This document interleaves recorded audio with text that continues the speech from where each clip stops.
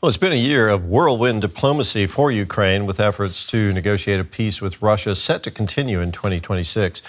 The U.S. is expected to host a meeting with Ukraine and EU leaders early in the year, while a coalition of Kyiv's allies will gather in Paris. But with no sign of the fighting slowing down, is peace anywhere near? DW's Special Correspondent Nimisha Jaiswal reports. It's been a whirlwind year for Ukraine. Meeting after meeting to try to negotiate an end to nearly 4 years of war with Russia. At the most recent and longest meeting between Zelenskyy and Trump at Mar-a-Lago, both presidents struck an optimistic note. Our meeting was excellent, and I do think we're getting a lot closer, maybe very close. We have great achievements, 20-point peace plan, 90% agreed. But has all of this created enough momentum to end the war in 2026? Let's look at 3 factors that really matter here: domestic politics, international pressure, and the peace terms themselves. Let's start with politics here in Ukraine. As Zelenskyy heads Ukraine's peace efforts abroad, his government at home has been rocked by corruption scandals and accusations of illegitimacy by Russian President Vladimir Putin and even Donald Trump. The US president has repeatedly called for elections in Ukraine. What is disturbing is to see that this demand for elections that Trump is voicing comes right from Putin's narrative. While martial law prohibits elections in Ukraine, President Zelenskyy recently said the parliament will look into preparing for elections the moment there's a ceasefire, even though the demand is likely not about democracy in Ukraine. Who will benefit if we have, the fighting during elections? Who will benefit? Guys, it's clear. Don't forget that the real aim of Putin was to put here a puppet regime in Kyiv, to change the government in Kyiv. Russians want to basically move the front line from Donbass to all over Ukraine to make sure there's an internal clash and Ukraine cannot build consensus. Russia has refused a ceasefire to allow elections or a referendum on the peace plan. Demanding elections and concessions from Kyiv while denying it the ability to hold them ensures the war drags on well into 2026. Next, let's look at international pressure. Through 2025, Trump has kept up pressure on Ukraine to make concessions in order to end the war. I suspect that Trump will keep pressure on Ukraine because he fundamentally believes Russia is stronger. But even this might not last. Experts worry that the US could stop playing negotiator next year. There is risk of that America will turn away and blame, similarly to like Russia does Europe and Ukraine for not being constructive. Experts say Washington's lack of pressure on Russia has also prolonged the war and is likely to continue to do so in 2026. This is a huge gift to Russians, and they exploit it. So they encourage to continue. Instead of putting more pressure on Putin to stop the war, and actually make Putin agree to concessions, Trump is stimulating his further aggression. Despite their efforts, the Europeans have failed to produce peace. In 2026, they will continue to pay for Ukraine's weapons and hope the war doesn't spread to their territory. But they lost a lot of time. They didn't restructured their war industry. They didn't restructure their army. So basically, when Putin is saying is sending drones to Europe, they don't know what to do. And lastly, let's look at the terms of the peace deal, most crucially, territorial concessions.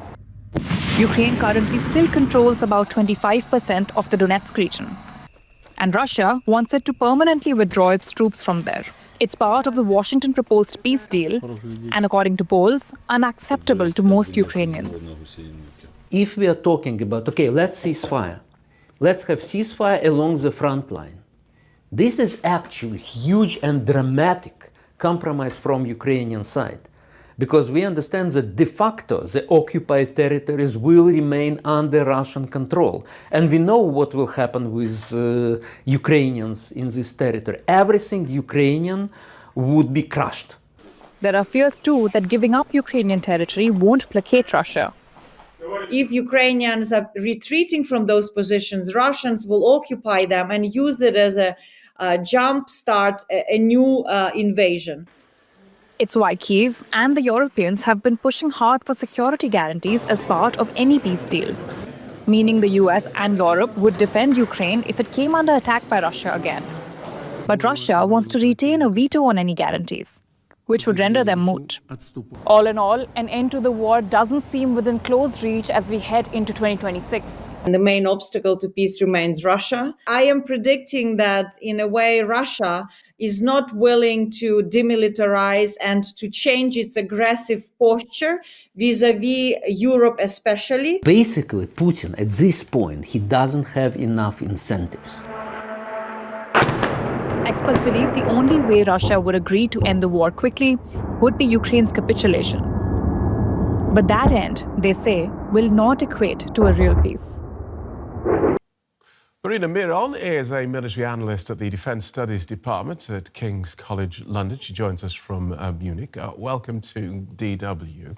As we head into the new year, we have another meeting between the Ukrainian President Zelenskyy and Donald Trump scheduled for January. How do you assess the prospects for peace?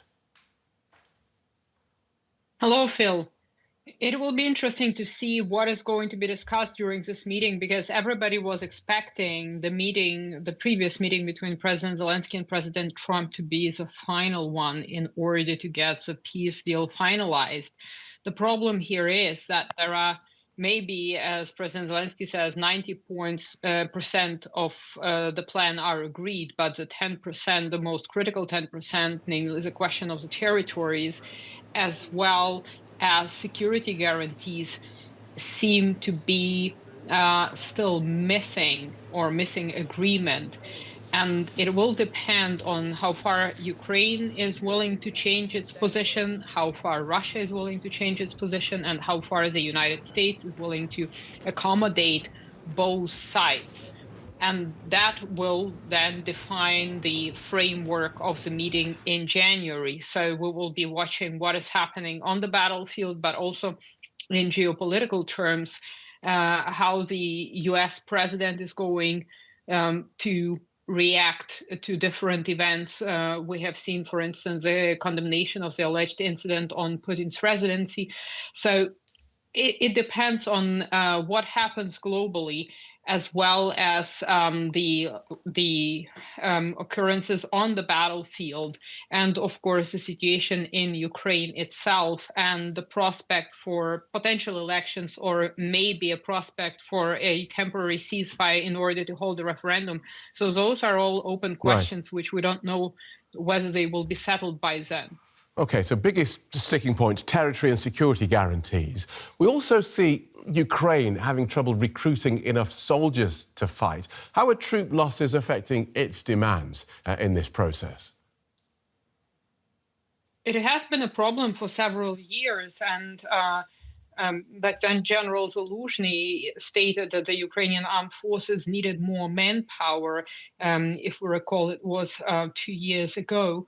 And since then, Ukraine has been struggling, and specifically in the past year. And of course, when we're looking at the fact that a lot of people have left Ukraine because of the war, there are people who are resisting recruitment, and the situation is getting more and more dire. So in other words, Ukraine will have to find a way to solve this problem, because even if Ukraine receives money and equipment, if it doesn't have enough manpower, and we're seeing this on the battlefield, because the Ukrainian forces are stretched thin. It's very difficult for them to hold their defensive positions. And what the Russians are doing, they're essentially looking for weak spots in Ukrainian defenses and exploit those. So it is one of the biggest problems that Ukraine is facing.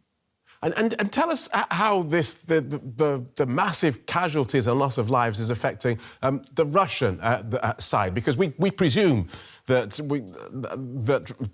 Putin rules the country with an iron rod, but there are fathers, there are mothers, there are wives whose husbands and sons are dying on these battlefields. What sort of domestic pressure is Putin under? Well, that is correct, but the problem is we cannot assess the pressure in a uniform way, because there will be those who do not support the war against Ukraine, there will be those who are convinced that Russia is doing the right thing, and that is a necessary sacrifice. And besides, it's very difficult to use a Western mindset to judge how the Russians think about this, because if we look back at history, if we look at the losses in the Second World War, losing personnel did not lead to the defeat of the Soviet Union, quite the contrary. In other words, huge losses are not going to stop the war. So Russia is not going to say, oh, we have domestic pressure, people are dissatisfied because we lost XYZ number of soldiers, therefore we need to stop the war. It's not how it works in Russia. And besides, people who are sent, a lot of those people are volunteers because they get paid well. So you don't have the same situation as in Ukraine, where people are forcibly sent to the front. So given the fact that it's a different recruitment system and using those volunteers, I think Russia can get away with losses. And Marina, a quick word then about security guarantees, which of course the Ukrainians want, particularly from the US, but from Europe as well. Is there any world in which Russia is going to say yes to anything that looks effective? Well, Russia is going to say yes, probably, if other countries which are friendly to Russia, such as maybe China, India, maybe Iran, maybe even North Korea, are present. And if Russia has some sort of a veto power when it comes to decisions on security matters concerning Ukraine, in that scenario, there could be a possible compromise, but I don't see the Europeans accepting it. And as it stands now, the positions are diametrically opposed, and Russia is arguing that it also needs security guarantees. It distrusts the West, it distrusts Europeans, and it wants to have somebody on Russia's side or a neutral party being present there, because Russia is arguing that they might be tricked into something and the bigger war could break out, a war between Russia and NATO. So it is a difficult issue to solve, and I don't see how such security guarantees could work out with Russia's agreement, at least from what is being discussed right now, the possibility of deploying Western troops. I don't think that this is something that the Russians will ever agree to. OK, thanks as ever, Marina. Marina Miron, military analyst from King's College London.